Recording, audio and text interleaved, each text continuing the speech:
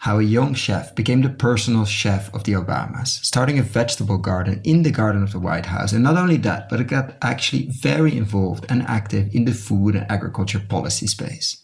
After 6 years, he left and started focusing on investing and entrepreneurship. Joining an impact VC, we talk about the potential of venture capital VC in this space, the challenges and the tensions that brings, and the real world, and why he argues we should focus our energy on getting everybody access to carrots, and of course a lot of other veggies, before we focus on quality and growing practices. Don't have the perfect, be the enemy of the good, and have the whole food as medicine, nutrient density space become super elitist. Most people don't have access to healthy food to begin with, let alone nutrient density food. And why he thinks carbon and payments is a very interesting and real entry point to scale. Enjoy.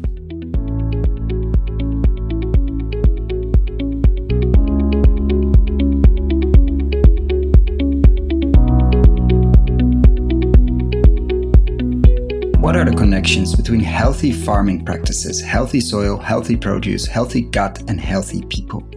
Welcome to a special series where we go deep into the relationship between regenerative agriculture practices that build soil health and the nutritional quality of the food we end up eating. We unpack the current state of science, the role of investments, businesses, nonprofits, entrepreneurs, and more. We're very happy with the support of the Grantham Foundation for the protection of the environment for this series. The Grantham Foundation is a private foundation with a mission to protect and conserve the natural environment. Find out more on granthamfoundation.org or in the links below.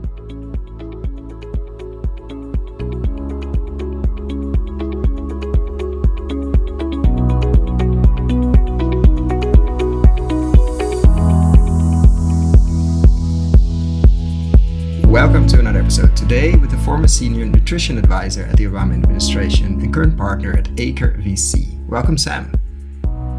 Great to be here. Thanks for having me. And I mean, there are already many things to unpack in that little introduction sentence, but what led you to soil, to foods to begin with? And of course, then we're going to talk how you ended up being a nutrition advisor and why a president needs that. But, and of course, also your step towards the investment side. But on the personal side, I always like to ask that question from all the career paths you could have taken and you could have walked into. How did you end up on soil? I'm actually a chef by training. Okay, that was an easy one. Yeah. And so, yeah, if you're a chef and trying to put the most beautiful food on the plate for whoever you're serving, then you're forced to start to think about the land which it comes from and the way it was produced, and both from a health standpoint, but also from a climate and sustainability standpoint. And so is that relationship that really set me on my path ultimately to, first start caring about that and then start understanding a lot of the political and financial implications of how the system works, and which, led me to focus on policy for many years and now onto the investment side. And I mean, as a chef, I think there are many that simply get their stuff wholesale, get it delivered to the back door at the kitchen, and of course focus on quality, but not necessarily on, let's say, the practices of how, not because they have the time and maybe the mental space to think about it, because it's a gruesome many hours a day job. Like what triggered you into not just caring about the quality and the taste, what ended up on the plate, but actually connecting that back to what happened on the farm or wherever the food came from? Do you remember what triggered that, or was it a very natural process? Actually, it was a very specific moment. And that's what we like in the podcast, so we can talk about it. Yeah. So I was actually, I finished my studies from the University of Chicago in Vienna, and while I was there, I got myself into one of the better restaurants in the city, and I was, sort of working for free and learning how to cook because I was very interested in food. And so there was this moment very early in my training where the sous chef had me make a rhubarb sauce for this foie gras dish. And they called me Yankee, and he said, "Okay, do I have to keep it clean or no? Or, you can do whatever you want." Okay, so that it's a podcast. We don't need to go on TV. Yeah. Yes. So So the sous chef, they call me Yankee. He's like, all right, Yankee, cook the rhubarb down and then fuck in the butter. That's what he said. I was like, all right, I guess that means put in a lot of butter. So I cooked this rhubarb down and I put a big old spoonful of butter in there. And he said, no, Yankee. I said fuck in the butter. I was like, oh, damn. Okay, well, that's a lot of butter. So I put another giant thing of butter in, and he came over to me and got right in my face, and he said, if the guest walks out of here and drops dead of a heart attack, that's not my problem. The guests ask us to make food that tastes good, not that's good for them. And with that, he put this gigantic amount of butter in and walked away.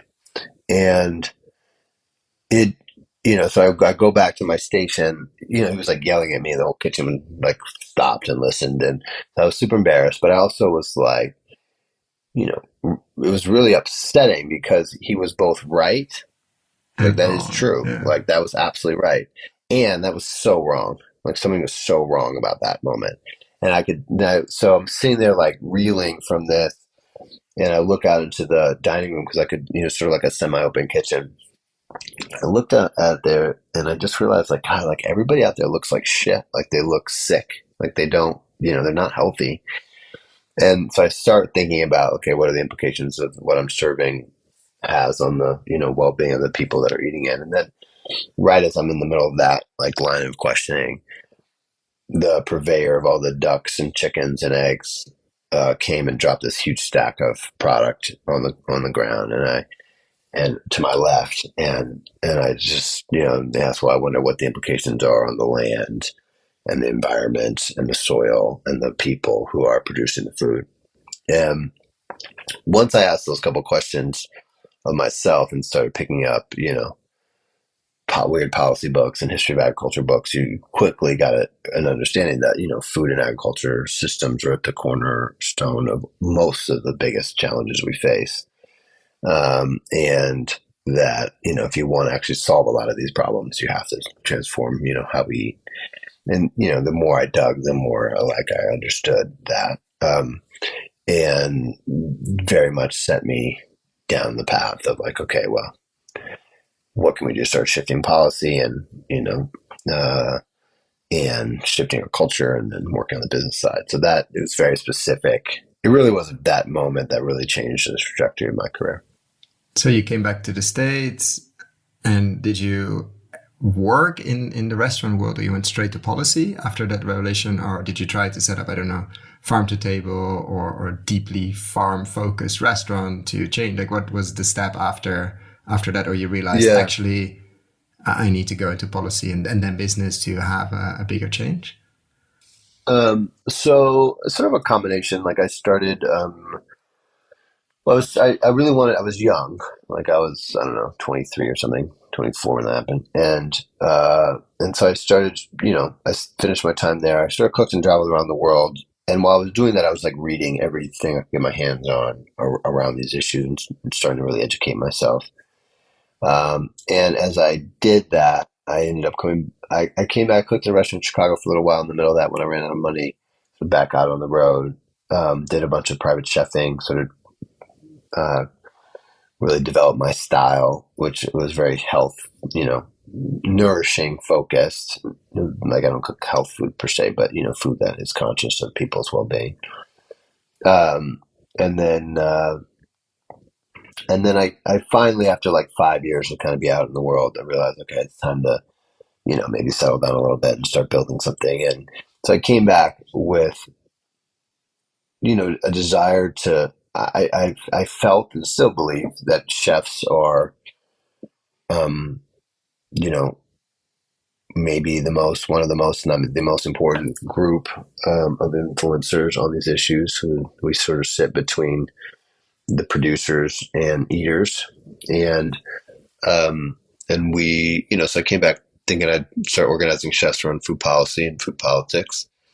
Um, and also starting to think about some businesses that I could start.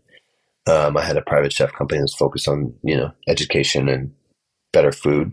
And that's when I started cooking for the Obamas. And so, during just Super after he launched the logical step, campaign. obviously. Yeah. Yeah, yeah. Like you do, Uh, like one does. like what does? Yeah. So I cooked for them for 2 years in Chicago before they won. So I was sort of it was a good fit, Mhm. uh, you know, for somebody who was trying to get into food politics and figure out how to change to be cooking for them. Of course, but you So could yeah. also have continued to cook for them. I don't know, in the White House, and actually you decided or focused or doubled down on the policy side and on the advisory side, not necessarily feeding the Obama side, which is of course Well, I actually did. essential. I actually did. Well, I actually did both. Okay. So I both led food policy for him, and I ran her big campaign called Let's Move, Hmm. which was their big childhood initiative. So I did the garden and all of her school nutrition work, and I cooked 5 nights a week. So they kept me pretty busy. So I was doing both while I was there. And how did that second piece came? Because going from I'm cooking, I'm taking care of the food side, of course, and then but layering the other layers on top of that. Was it a natural fit? Did they ask you? Did you at some point say, actually, I want to do more than just making sure you and the family are as fit and healthy and nourished as possible? So it was a natural fit for them. I wouldn't say it was a natural fit for anybody else in the White House in the beginning, anyway. We had just, Michelle and I had discussed As one does it, of course, the, when you're eating food, cooking food, you start discussing. I mean, it's a very natural yeah, place to yeah, discuss we stuff spent around the pets. hours, Yeah. yeah, we spent hours talking about everything, what was going on. And, she saw the impact on her own health and her kids' health. And so that, I think really opened her eyes to what's possible. And also, we talked about all the problems that were happening, how much, American families were struggling on these issues. And, she realized that she was also struggling, like, and she was worried about her own kids. And that was somebody who had plenty of resources and very well educated, et cetera. And so we went to the White House basically with a plan that we're going to do this garden and sort of use that as a way to take the temperature of the country and, see if these issues really resonated. And then, if it did, then we'd do a big, broader health initiative to try to take on, the bigger issues around food and health and nutrition. And so, that's what happened. Now, there's never been anybody else in the White House who's had a role both in the residence as well as in the executive office of the president. So That must have been easy. that took, yeah, that took some time to be, like I'll never forget that, people were like, "You're the chef. Like, what are you doing in this policy meeting?" I'm sort of like, "You're some random policy person. What are you doing in this food and agriculture meeting?" Like, what do you know? Uh, so, you know, um, you don't know anything about food.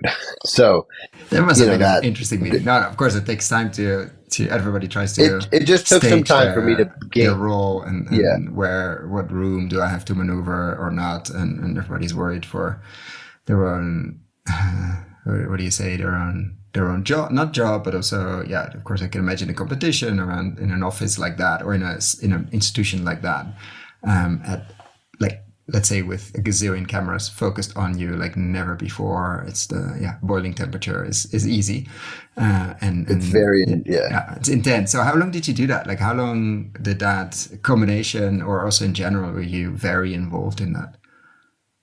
So I was in the White House for 6 years. Must have been exhausting, It was very intense. deeply exhausting. Yeah, and intense. And look, I mean, the learning curve for anybody walking to the White House for the first time is incredibly steep. Uh, Nothing really prepares you for a place like that. And it took me a while to learn how to play the game. I mean, I was a pretty quick study, but it's highly competitive in there. I mean, you're sort of all on the same team, and you're sort of all competing intensely to try to move whatever your issue is forward. And a lot of your energy is actually spent navigating the internal dynamics of getting anything done, getting anything like the impact. If you can get anything done, the impact is massive, right? You're dealing with these huge dollars, and in the U.S. is 350 million people, and any one little thing you can do can affect a lot of people. But it's really hard to get anything done. So, um, So that part, took me a while to sort of figure out how to navigate, but I figured I definitely made my way. And but What was your it biggest took a while to. surprise in there? Like looking back, and then what I'm going to ask you biggest accomplishment, but or were you most proud of? But what's your looking back now? What was the thing that surprised you the most? Surprise me. I mean, it's a good question. I don't know what was like surprising. Like I looking mean, back, like I would have never expected that, or that I would be doing that, or that would be a thing or an issue or not, or well, I mean, kind of the whole thing, dude. I mean, I'm just like a kid from the south side of Chicago, and that I would be cooking for uh you know Barack and Michelle Obama and feeding their family every night and running food policy for him and like digging up the south lawn and planting eggplants and zucchini, and also being good friends with them and sort of being really able to witness pretty closely all that happened and all that they went through. I mean, the whole thing was not to be believed, even now. But I don't know. It's something I would say is like really surprising. It's just really the intensity of that place is very hard to describe. The stakes on everything you do is very hard to describe. And being the first African American president and first lady, the scrutiny that we were dealing with was like unlike anything anybody had seen before. And there was no margin for error at all. Like we look at what's happened since, and like there was a big controversy because he wore a light suit. She got huge criticism because she wore shorts one day when she was in like 100-degree heat in a desert. Like that was the kind of controversy yeah, that it's we were difficult dealing to with. remember that I'm saying the general we were worried about considering what happened after Yeah. and what everything else was suddenly okay. So But and yeah. your So your anyway, biggest accomplishment or what you're most proud of? Sorry, not accomplishment sounds, but what you're most proud of your time there. Could be the garden, could um, be of course policy work. What do you look back to like wow yeah. that I we mean, I managed to think get from that an done? I'd say I'd say three things. Well, transforming school nutrition was probably the biggest accomplishment we had. Um, that the standards hadn't been updated in 20 years, and there had been no new money in 30, I think, something like that. And so that was a really big deal. We were able to get a lot of really important things done within that bill. That even with a decade now of attempts to try to undercut it. Most of it has remained intact, and hopefully we'll get some new, improvements to it in the coming year. So that one, obviously, I mean, it's like 32 million kids a day are affected by that. So that one you got to feel pretty good about. We did a big partnership with Walmart that transformed a lot of key issues around accessibility and affordability of healthier foods, which changed the whole industry because they're so big that they were. If you have to change for them, then you kind of have to change for everybody. So that was pretty proud of what I was able to do on that one. I think the thing that gets the least amount of attention or credit, but that in some ways is the bedrock of all kinds of change that have come since, is we really focus on shifting the culture around food in the country, really elevating it as an issue that everybody should care about. When we got in there, it was, most people really weren't thinking about it. It was, advocates and were yelling at the food industry and nobody was really paying much attention to it. And we tried to very, very deliberately put these issues kind of front and center um, in the psyche and culture of the country, which is what is absolutely necessary as a precondition for policy to start to move We or for don't care. businesses to It's never start gonna to move. Yeah. start to care. Yeah, yeah. And still to this day, voters aren't voting on food policy issues, which is why, they don't get the kind of attention and change that we need. So we made a lot of progress, particularly like which is where you see all these startups and all this shift in the big guys. That she is deserves a tremendous amount of credit for dramatically accelerating. There was some good movement happening, but she really took it to a whole other level to make it a mainstream issue. And so we'll never really get the credit on that one that we deserve, but it's really had a transformational impact And in that then regard. why did you decide to leave policy and I mean not leave policy, but go to the investing and the company or entrepreneur or business side? What made Yeah, you transition? I think what I came to realize is that we had been able to start, either finish or start most of the big things that were possible, certainly at the time, particularly given the state of politics in the U.S. You're not getting much done. You're not getting anything really done in Congress. And so, and from the executive, we kind of pulled all the levers that were within reason pullable. Um, and that the next wave of change was going to be driven by entrepreneurs and innovations in technology that either were going to start replacing some of the big guys and taking market share from them, or you could utilize their scale to scale a better way of doing things. And that pressure and relationship is going to what move most of the industry. Because I do think the thing most people forget is, obviously the government has a big role to play in food and food policy, but ultimately the government's not dictating what ends up on the plates of Americans. It's just not.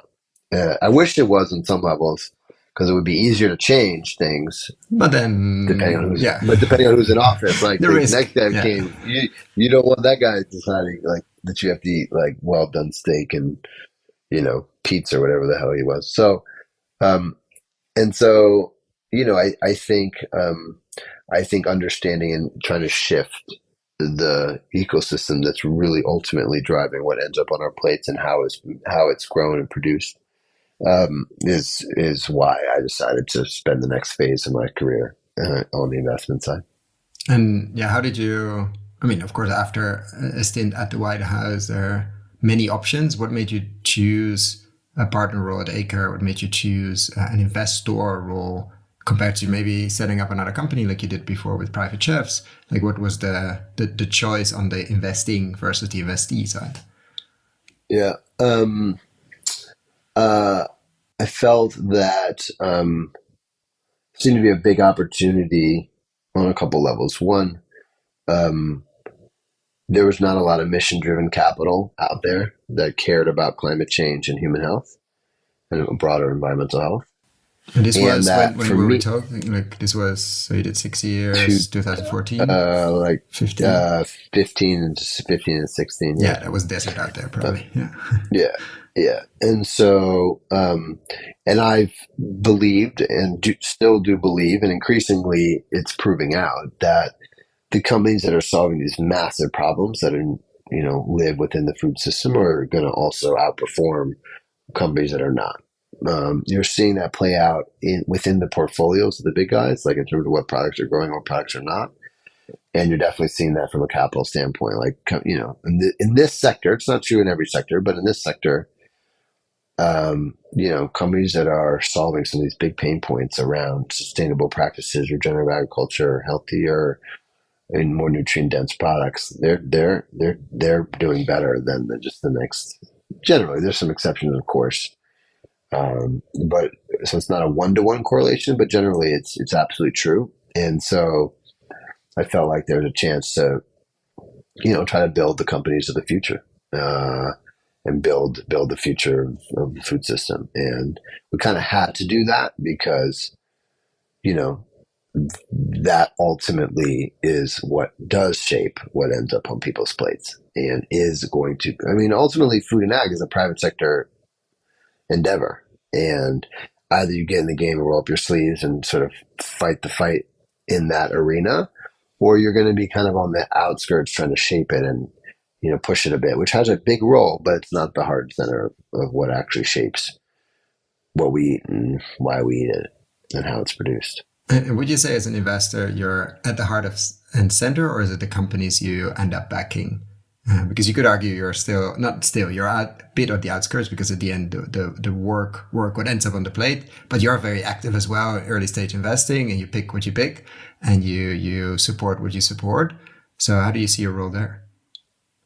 Great question. Yes, on some levels, you're still on the outskirts. By taking this kind of role, I'm trading some breadth for depth, right? So instead of picking one company where you build and you're just all in and you're super deep, and like I debate this because there's trade offs, right? Sometimes it feels like okay, I'm too spread and not deep enough, um, but you're still, if you're just doing one company, you're still relatively limited in terms of your ability to And the chances it impact. doesn't work out, and or you're Yeah, partly it's wrong, higher. or it's yeah. It's higher risk in some levels, and it's in many levels, and it's also you're still going to be constrained by whatever the four walls of that company are. And for me, being on a platform as big as the White House, sort of looking to get scale and having broad, big impact is something that I'll be chasing for the rest of my life on some levels. I think, even though I work hard to not, but I can't shake the feeling of doing something really big that has a huge nationwide impact. Like there's nothing that can compare to that feeling. And so I think you know, the way I look at it and the way we look at it at Acres, we're high conviction investors, meaning we're not making like 50 bets and hoping something works. We find companies we really think could change the world and we really think can be successful commercially. And then we like go deep in and just really work our butts off on behalf of those companies and do everything we can to de-risk that investment for our investors, for our limited partners, and also, try to help, make the change we believe in. And so, we really build alongside of our founders. So it's definitely a couple clicks removed. We are not this, it's not my company, the ones that I'm on the board of, but I joke like, it's one company called Planet Forest, a wonderful company helping to decarbonize the food system with data and models and strategy around, life cycle assessments and then strategies to reduce emissions through the system. And I joke that I'm her, cheapest employee because I work for free, basically, um, uh, for the CEO. So that's the approach. So I'd say it's somewhere in the middle. And for the listeners, of course, I'll put the website below on acre.vc. Don't go now to check it. But just to describe it a bit, what is the fund or the funds? What's the size at the moment? What's the focus? You have a very interesting list of portfolio companies, obviously, but just for people to understand a bit what we're talking about when you talk about the platform where you're spending your time.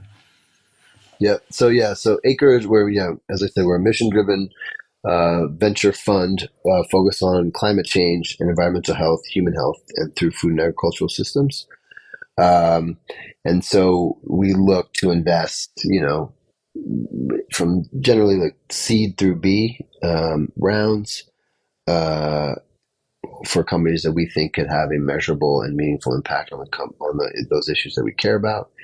We'll look at anything related, even tangentially related to food and ag systems and nature-based solutions. And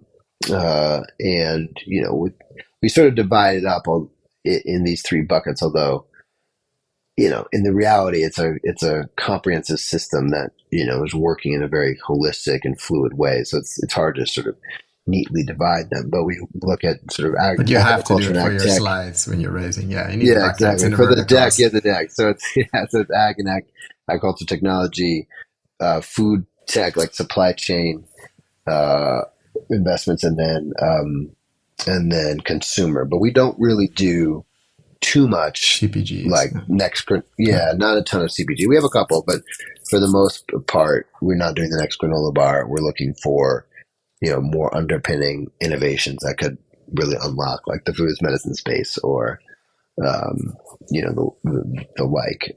But I'm spending a lot of my time on climate right now, obviously for good Obvious reason. reasons. Considering, And we'll get to the food as medicine. And just in terms of length, is it the standard 10-year VC path, let's say, and Yep. two-part question: where are you in the journey now, and does our exits happening, and is it also creating tension? Do you see the timing? We hear that often on the podcast, not because I want to bash the VC world necessarily, but 10 years sometimes might not be enough, or sometimes create tension.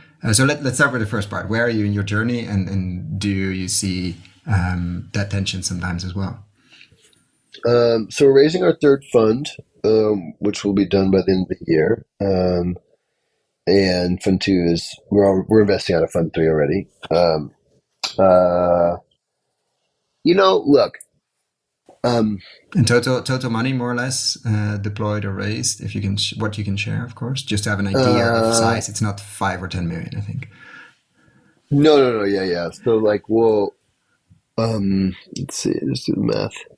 We'll be at sort of two,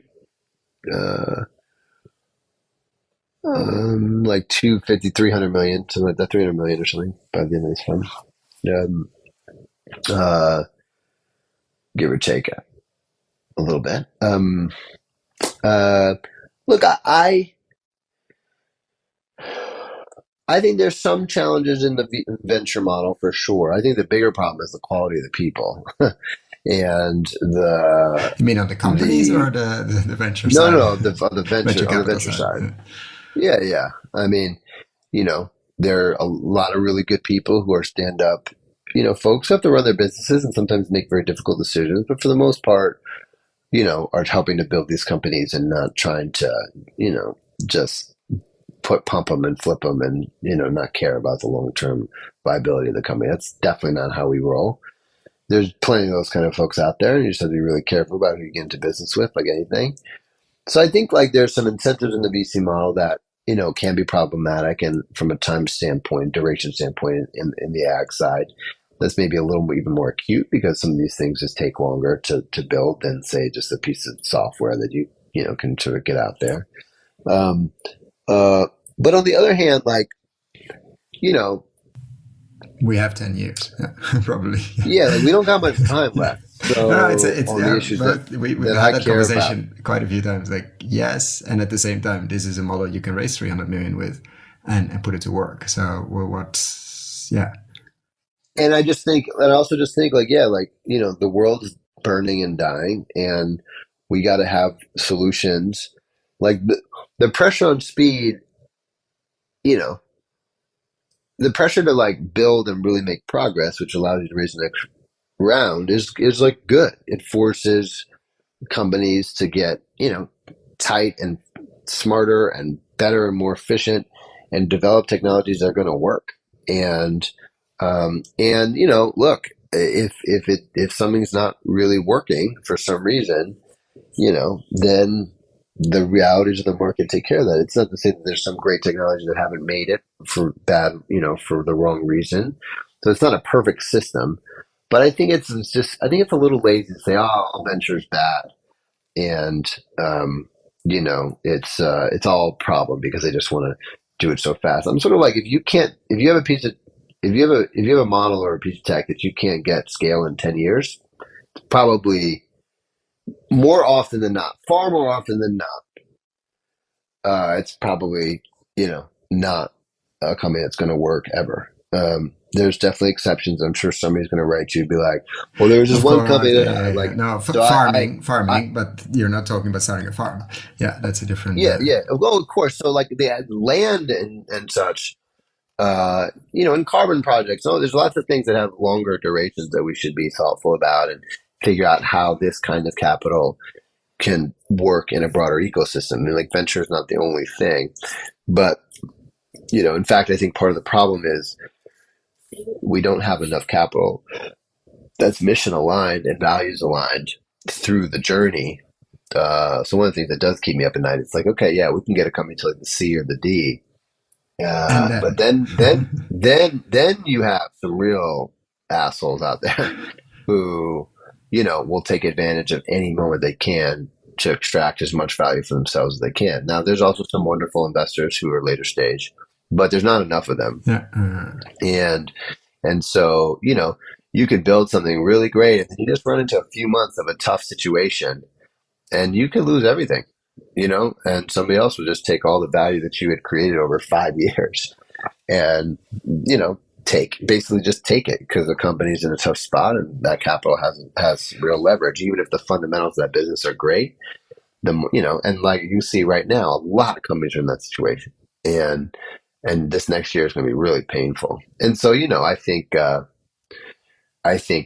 I think that's a risk to keeping mission and values aligned through the growth of a company, and that's a real challenge that we face, continuously.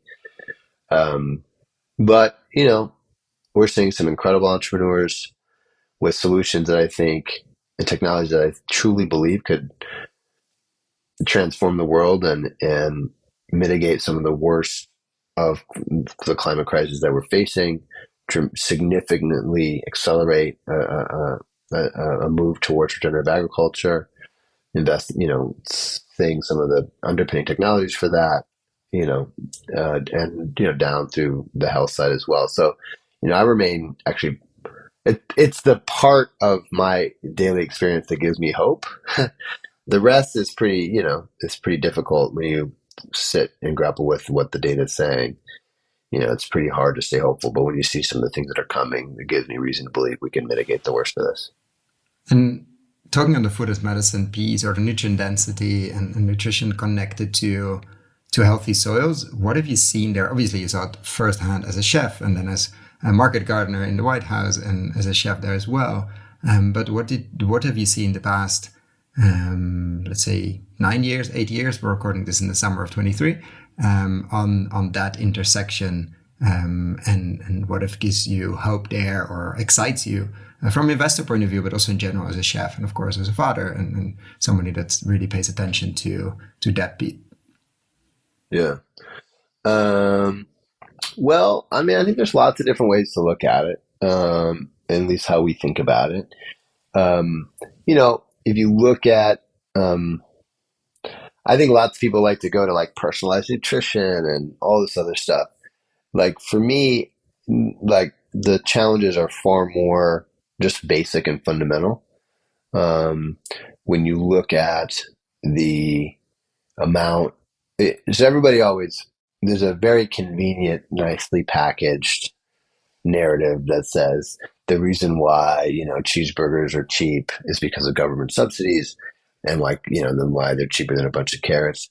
The reality of that is just, unfortunately, I wish that were true. It's just really not true. There's some really bad subsidy policies all over the world, and particularly in the United States, that are just inefficient uses of taxpayer dollars, and definitely helps to prop up a certain system. But it's, considering the size of corn and soy production in the United States, it's actually a very, very small amount of money compared to, what the economy that's been built around it.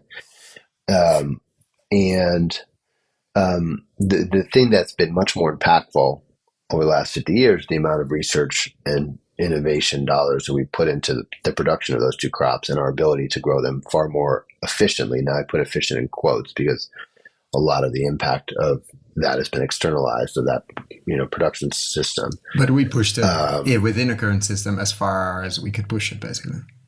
Yeah, which means that we're just producing millions and millions of acres with only a handful of people producing it, because nobody even has to be on the combine. You can grow in you can grow 100,000 acres and never set foot on your field, and the amount the yield that you're getting is pretty extraordinary compared to historical numbers. And so that has driven down the cost of those key inputs to that system. And from a dollar standpoint, statistically insignificant number of dollars, like not even register on the map, have gone into fruit, vegetable, and nutrient whole grain production. So that's why the cost is so different. So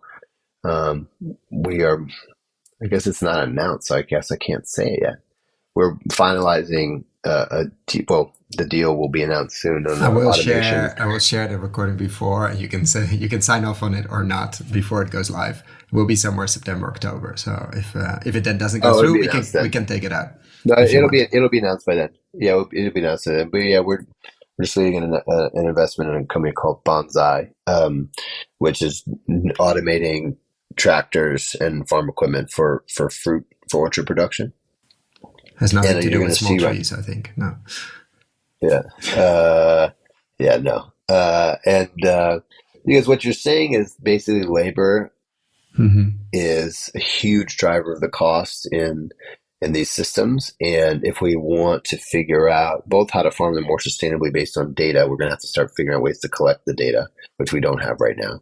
Secondly, if you want to make sure we can bring the cost down, or at least not have it dramatically spike as we enter an age of volatility, um, and grow, figuring out how to produce these foods, then we're going to have to, reduce our costs of how we bring them to market, and that just hasn't happened yet in this part of of the landscape. And so, while there's real trade offs, and I grapple personally, I come from a labor family. My dad was a big union organizer. I grew up on picket lines.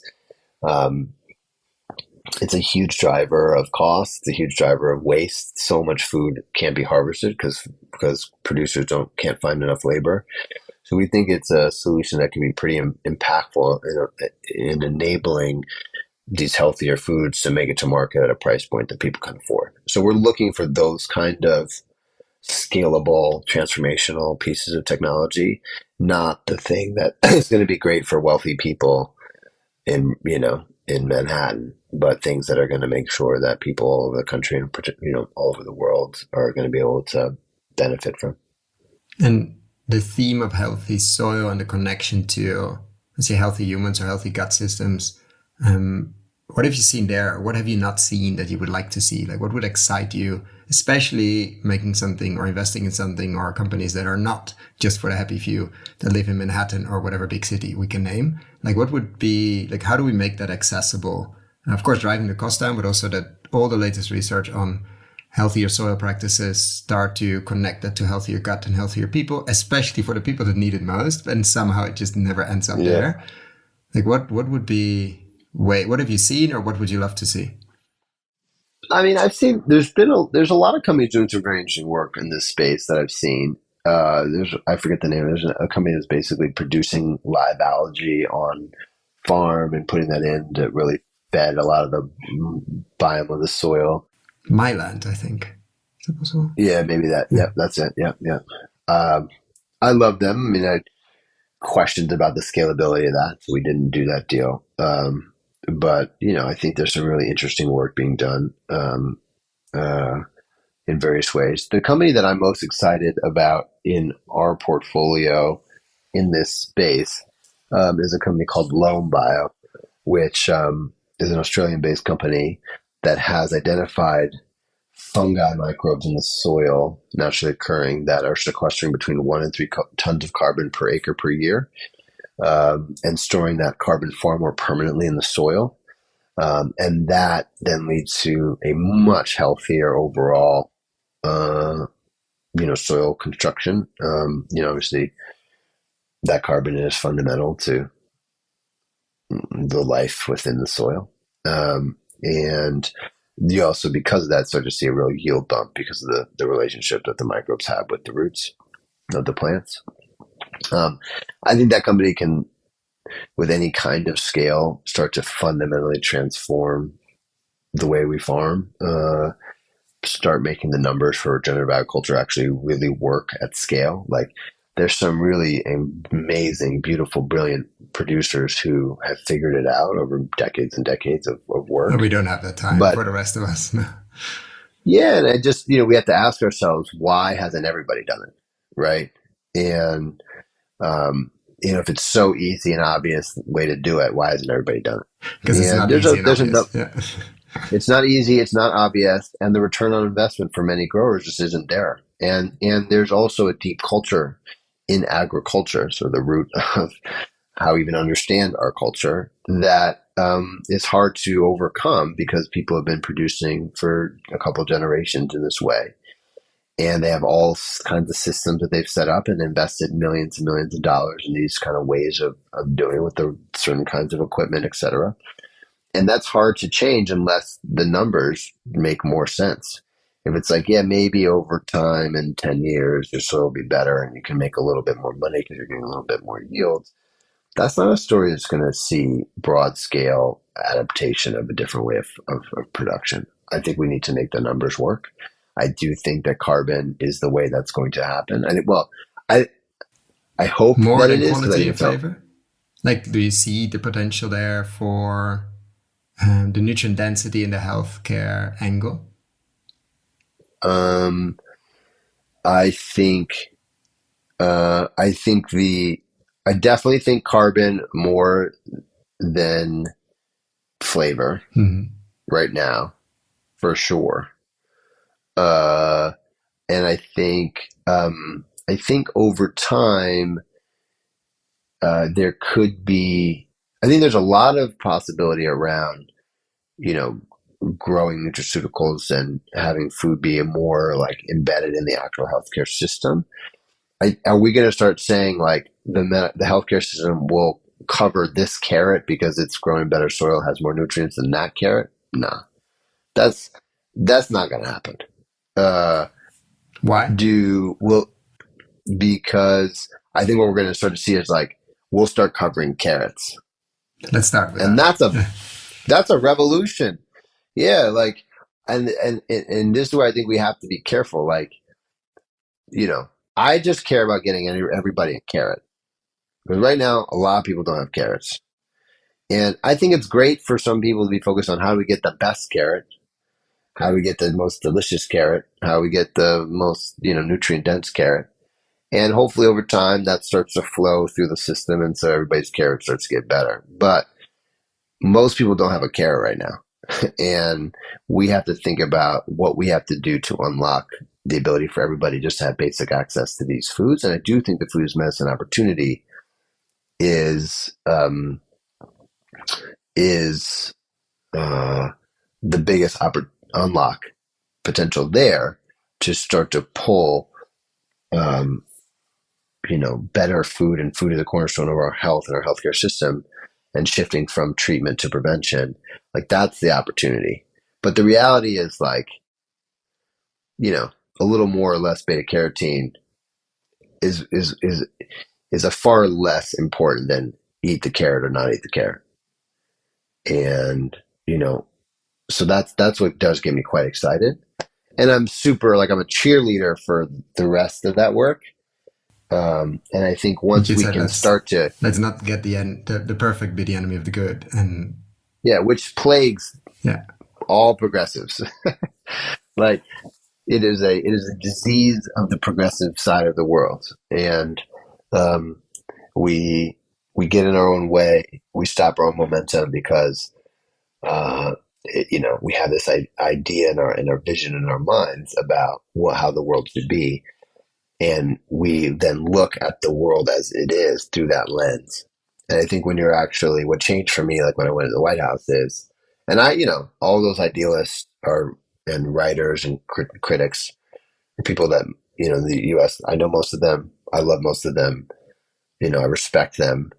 But what changed for me is when you're then tasked for actually changing something, you have to grapple with the world that is, not the world that you want it to be, and start from the reality of the current situation, and then try to move the world towards your ideals, as opposed to starting with your ideals and saying everything's bad. Um, so I think soil health has so many benefits, like endless benefits, and it is the right thing to really focus on. And yes, we will get better flavor, which will drive traction on certain parts of the system. It will be better nutrition, which will be unlocks in other certain parts. you're saying a It better will unlock is sequester. carbon than, let's say, the better carotene in a carrot I at the think moment. in the short term, the biggest crisis we face, which will undermine everything else that anybody's working on. If you're in national security or in education or in criminal justice, or like literally there's no issue that is not going to be significantly undermined and impacted by climate. So for me, the biggest existential crisis that the globe has ever faced is climate change. We really only have a handful of years left to keep this from spiraling beyond our ability to control. We're getting really close to that day. And I don't also think that there's any other technology on the planet that is going to be able to sequester enough carbon in the time horizon and the science says we have than agriculture. It's the only system that has a shot at this to buy ourselves enough time. But it still doesn't mean carbon to will be, I mean, it should be, but it will be the key to unlock a lot of change, a lot of hectares and acres of change. That's correct. And largely right now, at least in the US, that's true because like there's problems, right? We have still, technology improvements on the measurement side. There's permanence questions, which loam is, solving part of the reason I'm excited because it does lock the carbon in far more permanently than just practice-based changes. So it's not without challenges, but right now, the carbon markets are being, under siege because there's some bad actors and there's been bad credits, and I understand the critiques of those systems, but the reality is, I think it's kind of our only hope. And if oil and gas companies want to pay to transform a food system to be regenerative based, I'm fine for that for the next 10 years. And then we can work to then, fully transition our energy systems and bring on carbon capture technologies and the rest. But that stuff's going to take too long. And we have to start pulling carbon out of the air. Just reducing our emissions is not enough. We've long passed that line, in my opinion. And so that's what I think is going to drive the most. I think there'll be all these other benefits. And it's not a debate. Like for me, it's like, it doesn't have to be an either or. I will support any effort to try to improve the quality and flavor and nutrient density of the produce that we're bringing, because the science is pretty clear that both as the climate shifts and soils have been eroded, the nutrient density of the vegetables that we have also erodes, right? So that's also true. So I don't think we need to get in the trap of like, which is better. I do think that the economic return, I just know how these big food companies work. They're not going to pay more money for that nutrient dense carrot. Now, a wealthy consumer at a farmer's market like me, who will pay literally $40 for a chicken down the road, literally, like that chicken lives a better life than I do, and I pay $40 for it. But I mean, Jesus, $40 for a chicken. I mean, nobody can pay that, and so I think we just have to stay rooted in the reality of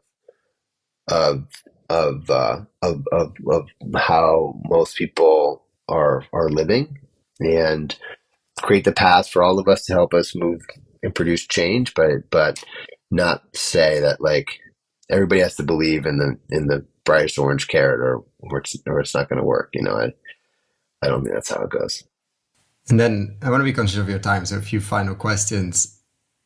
What would be your main message, of course, without giving investment advice, but to investors that are coming into the game now or coming into this space, the food and ag space? What would be your main thing? I usually say, if we do this live in a theater, and of course they're excited after they learned a lot, but if you could put something in their head, one thing they remember after they walk out that theater and hopefully the next morning go to work on it, what would be that one message you would like them to remember? Well, it's hard to say one. There's many messages. I mean, I think given the size of the industry, the scale of the problems and the opportunities, this is still a woefully underinvested sector. That So for get most, in the game. Yeah.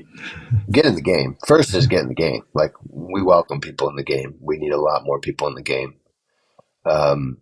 Is one, and two, I think look to forge partnerships or relationships with people who actually know food and agriculture systems, because I'll tell you, there's plenty of people who sort of like just come in and out, and they're making some bad decisions, overvaluing companies wildly because they don't really understand the sector, and that's not good for the sector, right? You're gonna have a lot of companies have a bunch of pain and lose momentum and may not be able to raise money because they were wildly overvalued, um, and uh, and not sensitive to duration and capital intensity, and that's bad because one really good companies who could have made it are probably not going to make it. So I think we just have to, people got to get smart and knowledgeable about this part of the investment ecosystem. And then I'd say my last piece of advice is like, if an entrepreneur has no idea or experience or anybody on their team that's deeply rooted in agricultural systems or food systems, like my very Walk free away. advice, take it or leave it, is walk away. Because farmers, like if somebody says, I'm gonna sell this amazing tech to farmers, and I've never yeah, set like foot on a farm. Yeah, I yeah, I but will I I will read a give you a McKinsey report. thousand to They're the one. least digitalized sector, and I make this amazing platform, and I'm like, oh god, there we go again. Exactly. I will bet 1,000, and I'll give you 1,000 to 1 odds, and I'll put everything in my bank account uh, to say that that company is not going to work. It's And the yet first thing we we look see at it. We see it constantly. Yeah, all the time, yeah. every day, all the time.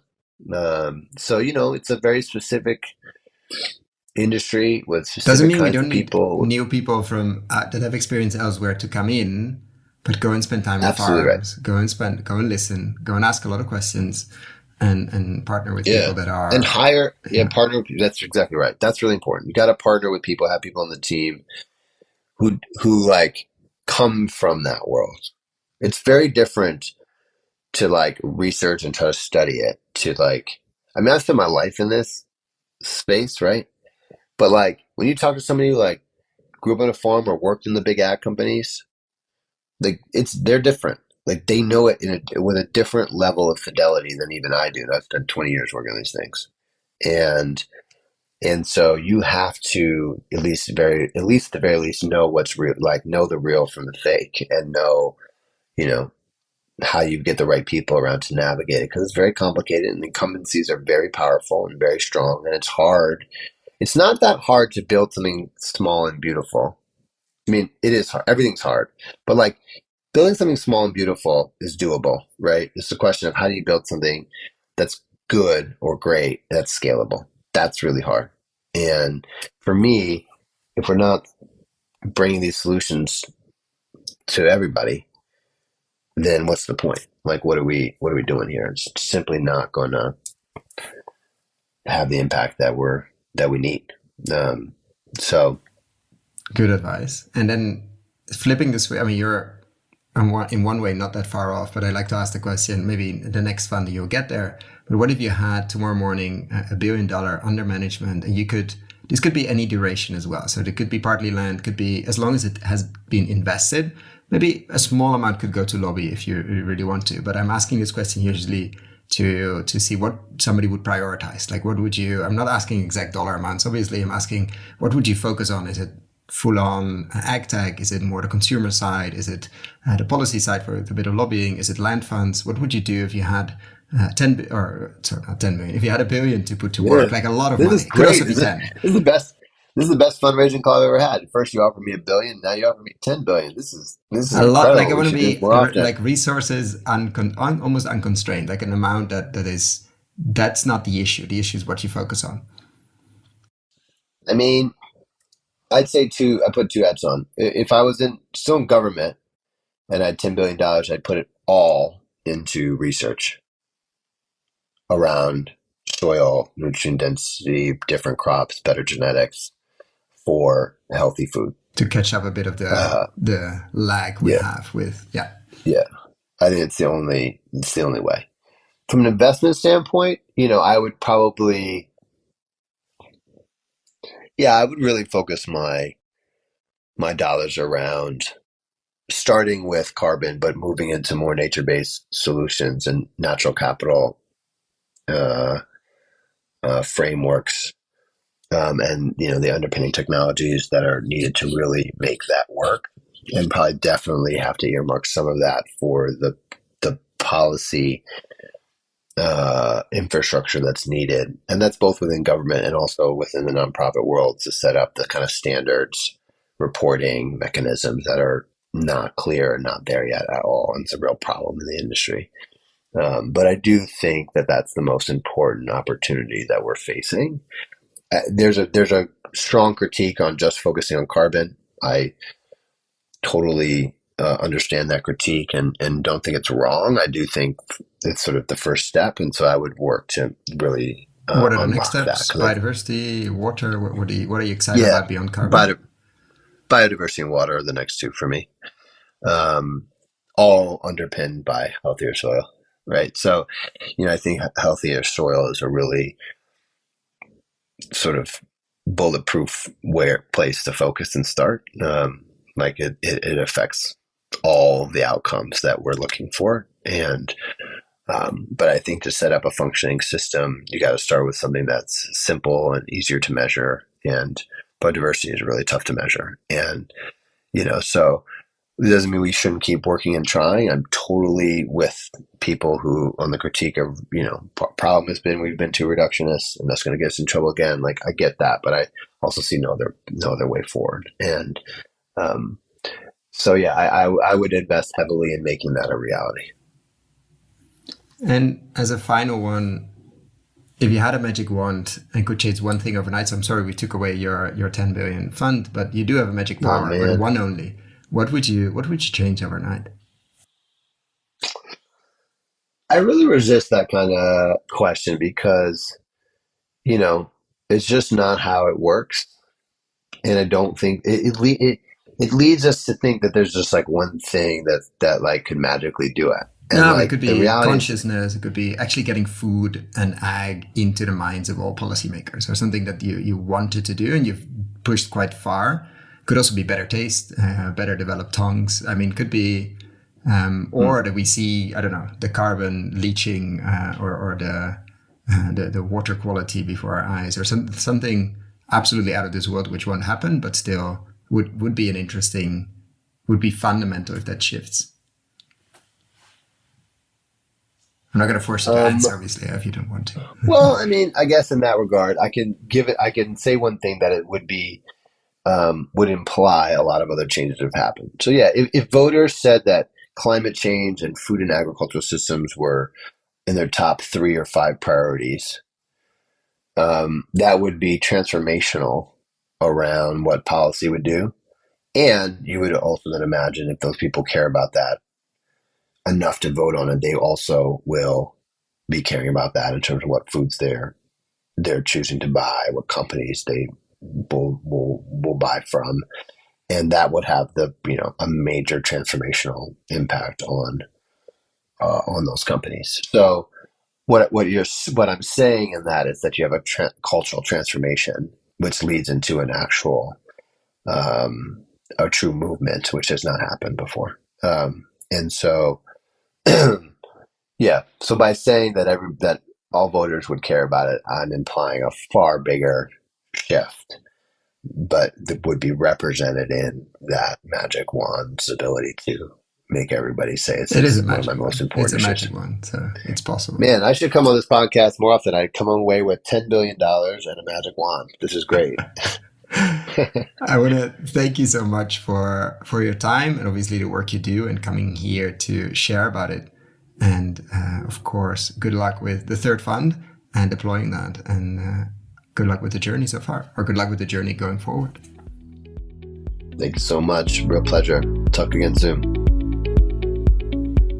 Thank you so much for listening all the way to the end. For the show notes and links we discussed in this episode, check out our website, investinginregenerativeagriculture.com/posts. If you like this episode, why not share it with a friend or give us a rating on Apple Podcasts? That really helps. Thanks again and see you next time.